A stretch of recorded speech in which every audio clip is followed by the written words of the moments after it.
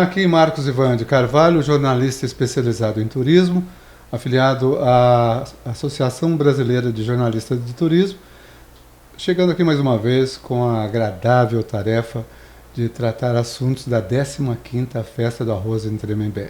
E hoje nós temos um convidado de Guaratinguetá, Giovanni. Quem é Giovanni Bimestre Campiolo?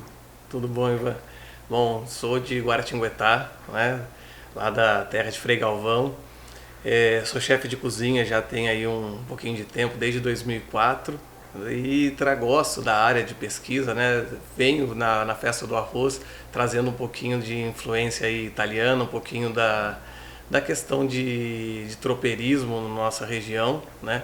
Tenho um avô que fazia parte das tropas de tropeiro, então isso daí acaba trazendo, sabe, aquela ideia de misturar um pouquinho o novo com o que a gente já tem no Vale para resgatar essa ideia de gastronomia que nós temos. Sou professor universitário também, então a gente trata muito sobre a antropologia da alimentação, né? Saber o porquê que surgiu nossa gastronomia, como é que o Vale está formando a nossa gastronomia, além de trabalhar aí para outras empresas, como implantando indústrias, fazendo consultoria, sempre voltado para a área de gestão gastronômica. Ótimo. Na nossa conversa preliminar, você disse que é chefe de cozinha por um erro. Isso, né? Eu entrei na cozinha por um acaso, né? Eu sou de família de pais militares, né? Tios, todo mundo envolvido com militarismo, principalmente a parte de aviação. Então, desde pequeno, estudando, né, estando nessa área, a minha ideia era ser piloto da aeronáutica, né? Eu estudava para ser piloto de caça. E aí, quando eu estava com meus 15 para 16 anos, meu pai foi transferido para o Paraguai, né? Ele foi para a questão de uma viagem diplomática que a gente ia ter que passar 2 anos lá. Então, acabou tendo que a família toda acompanhar, né? Eu não tinha como emancipar para continuar os estudos para cá, então a gente foi todo mundo junto e vamos conhecer esse local novo. E aí chegando lá, não gosto de ficar em casa, não consigo ficar parado em casa, então de manhã eu ia para o colégio e eu tinha a tarde sem nada para fazer. Então nesse período eu acabei procurando algo para poder aprender a língua, né? Ter uma vida social ali maior ali, e acabei encontrando uma escola de gastronomia, né? Um centro técnico lá que era da Sarita Garófalo, que ainda existe, é um centro bem renomado. E acabei começando a fazer cursos, ia conversando, ficava muito tempo lá para poder aprender o idioma também. Então acabou que eu fui convidado, né, para fazer uma provinha, e se eu passasse eu poderia fazer a faculdade de gastronomia lá com eles. Então eu fiz a faculdade, aí de manhã eu ia para o colegial e à tarde e à noite eu fazia a parte da faculdade, né, meio que levando tudo junto. E acabei me formando em gastronomia. Aí quando acabou o tempo dos meus pais, eu ainda fiquei 1 ano no Paraguai sozinho, porque eu fazia a faculdade de hospitalidade lá, que era a faculdade federal da Politécnica. E aí o pai e mãe, né, falando, 18 anos morando sozinho para fora, acabaram falando para a gente poder voltar. Então eu voltei para o Brasil e fui fazer Senac.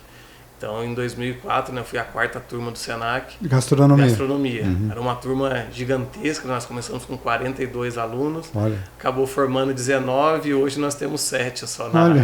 O pessoal acabou não ficando por aí. E aí entrei na linha de gastronomia, aí acabei fazendo uma pós-graduação em gastronomia, né, a parte de gestão, que é onde hoje eu trabalho muito forte, né, além de desenvolvimento de pratos.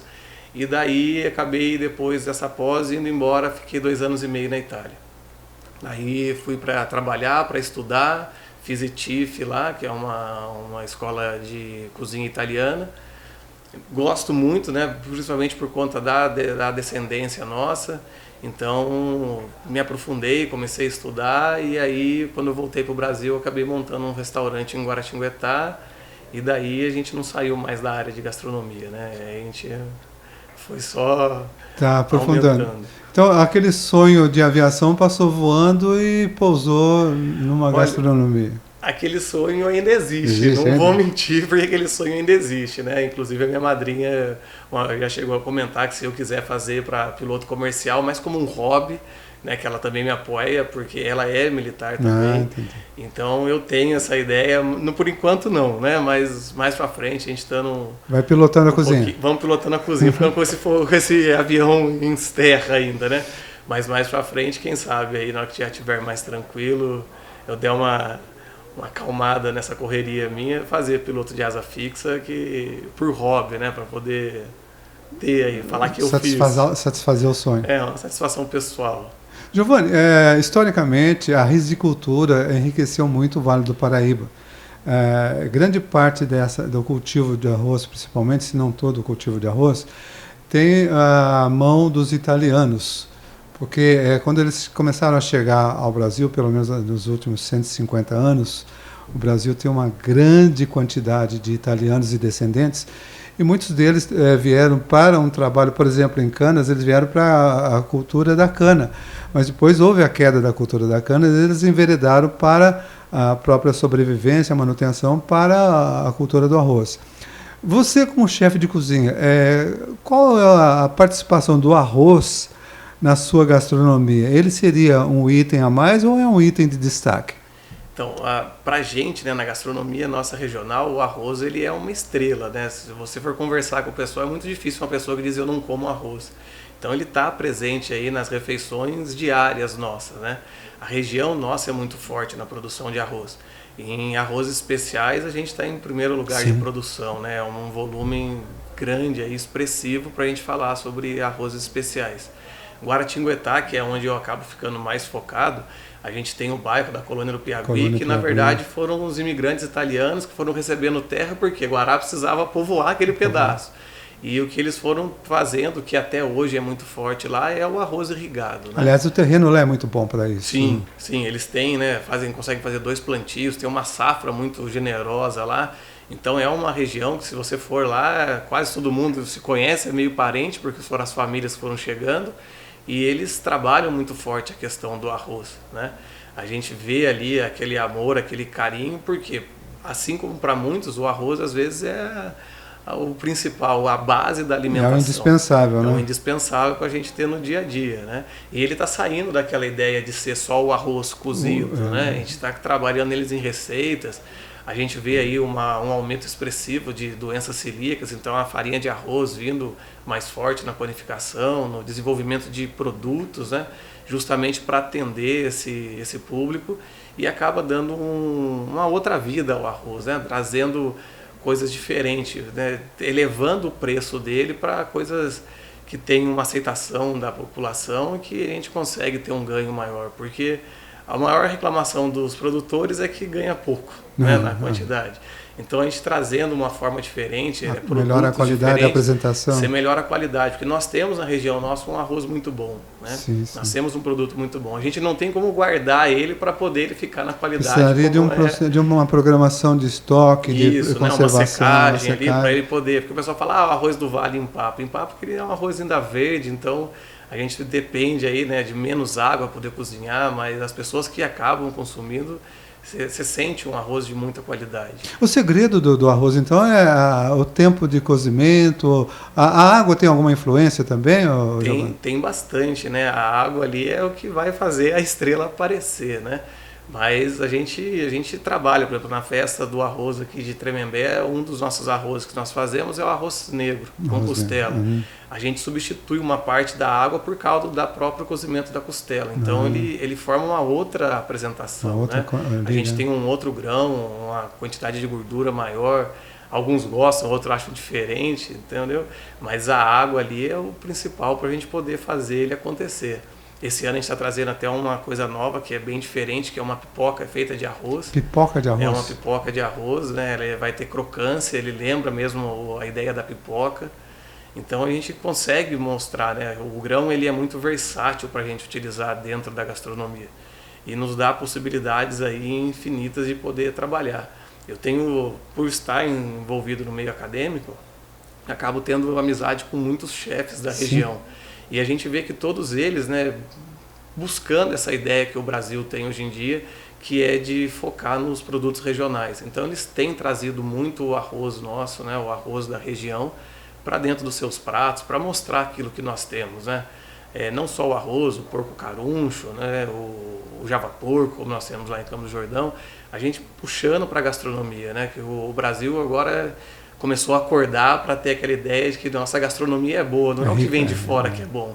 entendeu? Então a gente está conseguindo mandar a nossa gastronomia para fora, mostrar que aquilo que a gente tem regionalmente tem uma valia e tem uma qualidade muito grande. Inclusive, Giovanni, você disse que há uma importância muito grande de se criar pratos novos, principalmente com a estrela da gastronomia brasileira, que é o arroz. Mas, do mesmo modo, você disse que tem que compatibilizar com o que já era, o que era antigo, as tradições. Como que você consegue conciliar, por exemplo, numa festa do arroz, alguma coisa mais tradicional com alguma novidade, como você disse, que é a pipoca de arroz? Como que é esse discurso ou essa tarefa de compatibilizar numa tenda só alguma coisa já mais tradicional com alguma novidade? Então, essa é uma tarefa que dá trabalho para a gente, né? A gente, pelo menos eu falo pela minha tenda ali, que é a ideia que a gente traz.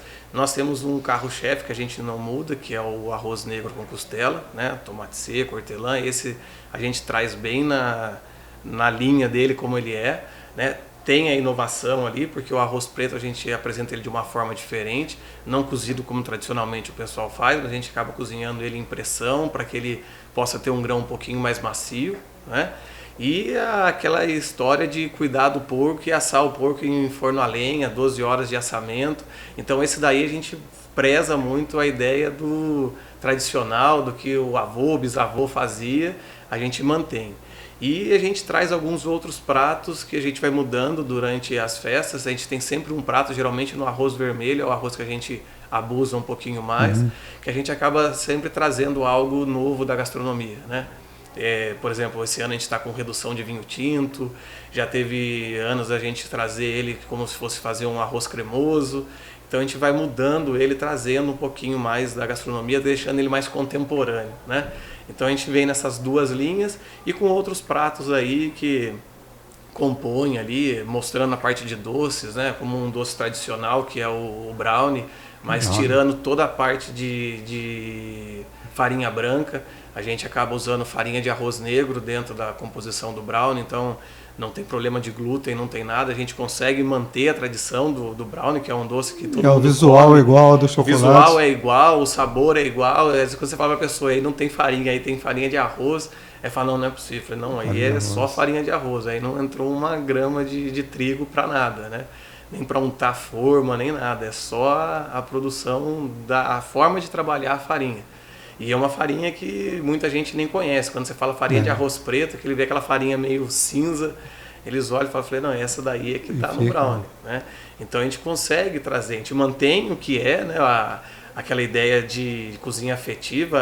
Eu comia esse brownie quando minha avó, minha mãe fazia, então isso me dá aquela alegria de comer, mas usando coisas mais novas, né? Usando um pouco da tecnologia aí para a gente poder chegar em algo diferente, né? Usar o que é a ideia de usar o arroz. Deixa eu pensar uma fala sua do começo, que você disse que os seus ancestrais trabalharam inclusive como tropeiros, seguiam a linha do tropeirismo. No seu restaurante ou na festa do arroz, você tem algum resgate de algum prato, alguma coisa utilizada pelos tropeiros para alimentação, que era alguma coisa bastante restrita? Era o porco na lata, por exemplo, que eles tinham que carregar, talvez algum outro tipo de comida que eles usavam. Você contempla isso ou no seu restaurante ou na festa do arroz, ou ainda não é tempo ainda? A gente contempla, a gente tem. Por exemplo, na festa do arroz, a gente traz a forma de fazer essa ideia do cozimento do tropeiro na ideia de confitagem, né, que aí já é uma palavra mais nova, mas era cozinhar embaixo da banha, que é como é assada a costela. Né? Então as pessoas quando vão e provam a costela, falam, nossa, a costela solta o osso, mas é por conta da forma de fazer, né, dentro dos fornos lá, quando conseguia parar. Hoje a gente adaptou um pouquinho, a gente faz um forno a lenha, né, para poder conseguir dar conta da demanda, mas a gente traz a mesma forma de produção que o vô Zeca fazia na época das andanças, né, quando parava nos centros de descanso deles. No restaurante a gente trabalha mais forte a cozinha tropeira nossa lá, porque como é comida do dia a dia, a gente consegue ter um resgate maior, né? Eu trabalho muito forte, eu gosto, porque eu sou um dos representantes de Guará para falar sobre cozinha tropeira. Certo. Então quando a gente tem os Revelando São Paulo, acabo indo para representar Guará, né? Então a gente leva algumas receitas bem tradicionais da época do caderninho de receita que o avô ia marcando, né? para poder a gente fazer. Aqui na festa a gente não consegue fazer elas muito por conta do volume, da demanda que a gente tem, então acaba ficando um pouquinho mais difícil, mas a gente mantém a costela dessa forma.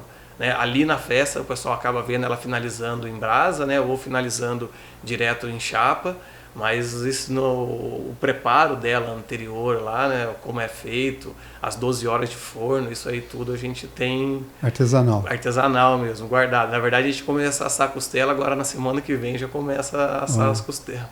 Giovanni, você falou que representa a Guaratinguetá no Revelando de São Paulo em outras ações focadas na gastronomia, e a gastronomia é também um carro-chefe do turismo. Existe o turismo gastronômico. Hoje, no estado de São Paulo, você considera a possibilidade de a gastronomia ganhar mais espaço e realmente representar o estado ou a nossa região num evento internacional? Consegue. A nossa gastronomia ainda está meio subjugada ainda, né? As pessoas não dão o extremo valor que ela precisa. A festa do arroz em si é uma que traz, por exemplo, se você não falasse da festa do arroz, muita gente nem sabia que nós tínhamos todo esse poderio de arroz, né? Os tipos diferentes que nós temos de produção, de tipos de arroz. Então a festa ajuda muito a resgatar isso daí, mostrar a gastronomia que nós temos. Mas a gente ainda tem muito para poder aprender, né? Conversar. Hoje em dia as faculdades de gastronomia, elas começaram a dar já essa ênfase mais ao que é nosso. Antigamente a gente ia, quando eu estudei, por exemplo, você ia estudar as técnicas de confeitaria francesa, falava-se muito pouco da cozinha brasileira. Era o mais importado, né? O bonito era o que a gente estava aprendendo de fora.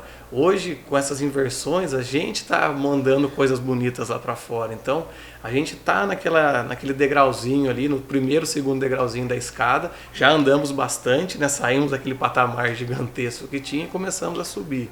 Muito graças aos chefes que nós temos aí, que acabam dando essa alavanca, né?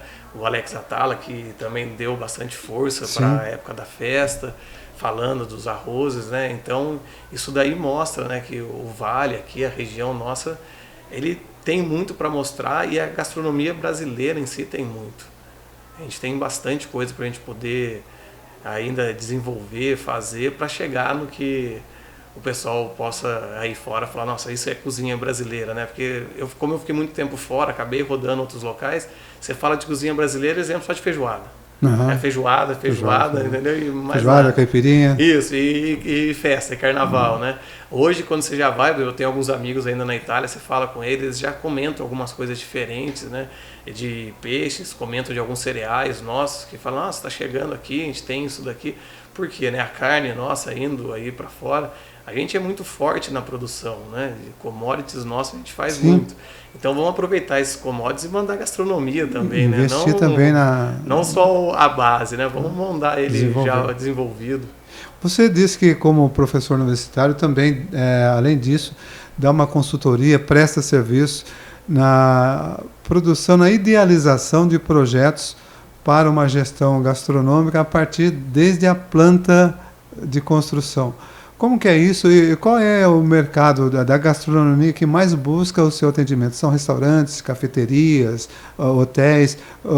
Qual é o seu nicho de mercado para atender em termos de edificação para a gastronomia especificamente, que você disse que é a sua especialidade? Né? Hoje a região nossa, o que mais buscam isso daí, né, que mais busca esse tipo de consultoria, essas melhorias, são os restaurantes de familiares, sabe, de pequeno porte, que começaram a ter um movimento maior, principalmente os restaurantes que estão dentro aqui do circuito religioso, né, o turismo da fé, porque há muito tempo atrás pensaram assim, o romeiro que vem, ele vem uma vez só, nunca mais volta. Né? Traz a marmita própria. Traz a marmita, fazia o churrasco no pátio da Basílica, ônibus, né? Ia ali dentro do ônibus e ia fazendo. Hoje em dia não, né? Hoje em dia eles vêm, eles julgam, eles buscam os restaurantes, eles veem o que tem de cardápio, o que não tem, o que atende. Então isso daí está forçando a região nossa no geral, né? São José a gente vê já bem mais evoluído do que aqui no fundo do vale, mas mesmo a minha área de atuação vai até o Vale Histórico, o Bananal, você vê aí, né? restaurantes querendo trazer uma forma diferente de gastronomia, melhorar aqueles pratos, certo? Não não fugir daquela ideia de cozinha regional, mas apresentar com técnica, com formas, para poder melhorar ganho, porque, querendo ou não, os insumos acabam custando muito. Então, se você não tem um bom treinamento, você acaba não conseguindo gerir. E também para poder adequar, né? Antigamente você tinha 10, 8 pessoas dentro de uma cozinha. Hoje em dia, para você ter 8 funcionários numa cozinha, você não consegue pagar 5 ali, né? Então, eles acabam buscando essa melhoria, essa profissionalização. E, no geral, né? Alguns você chega e fala, olha, eu tenho esse restaurante do jeito que está. Mas a demanda dele, aquela cozinha já não compreende mais, né? Então eu gosto muito da ideia do que mantém aquilo que está e a gente cresce ao redor. Então a gente mantém isso. Eu via muito quando eu estava na Itália, porque, por exemplo, a fábrica que manipulou a primeira vez o chocolate lá, ela manteve. Você entra na portinha ainda, aquela primeira vendinha toda montada, e em volta dela cresceu a fábrica que realmente dá o suporte. Então aquilo é legal, né? Você fica com aquela cozinha show pequenininha, que foi onde você nasceu, pra você poder lembrar as raízes, e em volta você cria algo maior para atender a demanda e dar conta de tudo. Então ele serve até como turismo, né? Você vem para um restaurante, poxa, eu vou conhecer como começou, o que é. Né? Então a gente tem aqui na região nossa uma demanda muito grande, né? Principalmente quando a gente acaba indo mais para a área rural, para a parte mais afastada, né? Serra da Bocaina ali, que também está bem forte a parte de turismo. Então a região nossa está muito forte para estar num momento de expansão muito grande, né? Então alguns donos de restaurante vendo isso falam, nossa, vamos tentar melhorar. E aí acaba buscando consultorias, acaba buscando algumas melhorias, porque é um mercado que a gente tem que ter giro, só que é um mercado que tudo é muito caro, né? Sim. Você poder fazer uma melhoria, um investimento, uma planta nova, um equipamento novo, ele custa bastante, né? Então, se não está com uma boa gerência, se não está bem controladinho ali, você corre muito risco de, eu fui dar um passo maior que a perna, cair no meio do buraco ali, né? É por isso que é importante uma consultoria habilitada. E também há necessidade, sim, de os proprietários procurarem uma capacitação para a sua equipe de trabalho, e considerando também a possibilidade dentro do CNPJ de cada um, quando tiver o CNPJ, é recomendável até ter, mesmo no turismo rural, ter o seu CNPJ, para alcançar algumas possibilidades das linhas de crédito disponíveis. Por exemplo, tem o BNDES, tem o Fungetur, tem inclusive Desenvolve São Paulo, que são algumas linhas de crédito com bastante carência para pagamento. E isso, de repente, se a pessoa tiver uma consultoria com um desenvolvimento de planejamento, é necessário projeto, e com uma consultoria sua, por exemplo, essa pessoa pode alcançar, no entorno do negócio inicial dela, ela ter algum desenvolvimento mais adequado, inclusive com a acessibilidade necessária de hoje, né, Giovanni? Sim, né? Porque, por exemplo, além desses, a gente tem o próprio Banco do Povo, né? Fomentando as MEIs aí, então você consegue ter, através de pequenas mudanças que a gente fala, porque como a gente já está no mercado, a gente acaba enxergando aquilo que o dono não vê. Exatamente. Né? Porque você está ali todo dia ali, olhando para você, aquilo não está mudando. Então, quando você vem de fora, você tem uma visão melhor e consegue dar o caminho mais correto, né? A gente nota muito isso, pelo menos eu noto com meus alunos de gastronomia. Quando eu comecei a dar aula 14, 15 anos atrás, você conversava sobre gastronomia, os alunos que iam era porque ou ele gostava de cozinhar, ou ele não tinha nada para fazer e precisava ter uma formação, então gastronomia era rápido, era 2 anos, né? São 2 anos, ou ele caiu ali porque ele estava indeciso no que fazer, né? Hoje não, você já vê pessoas que estão indo ali porque eles realmente querem, eles gostam, né? Foi o que eu dei de exemplo da minha turma, nós éramos 42, tem 7 hoje na área. Agora, geralmente, a gente forma uma turma de 20, 25, às vezes 30 alunos, mas tem 28, né? Tá praticamente a turma inteira trabalhando na área, buscando aquilo ali, estudando, né? Começaram a ler sobre gastronomia. Há um bom tempo atrás, antes de a gente ter, né, essa explosão da gastronomia que os reality shows trouxeram pra gente, você via muito, o pessoal não conseguiu nada de emprego, vou virar cozinheiro. né? Você garçom, né? Então você tinha um pessoal de pouco estudo, não tinha aquela ideia da gastronomia, então não era valorizado. Era mais querer um emprego, né? Isso, era mais, eu preciso, eu tenho que me manter, eu vou precisar de um emprego, eu cozinho, eu sei fazer em casa, meu tempero é bom, vou ficar ali. Não que isso não forme bons profissionais, né? Conheço pessoas que sem estudo nenhum, mas que, dá de 1000 a 0 aí em muitos chefes. Certo. Né? Mas começou a ter mais gente falando, estudando. Então, quando vieram esses reality shows, né, trouxeram esse glamour para dentro da cozinha, aí nós demos um salto na gastronomia e realmente a gente começou a aparecer para todo o local, né? A gente absorveu aí novela e cozinha, haute cozinha, absorveu cozinha contemporânea, né? Cozinha molecular quando veio.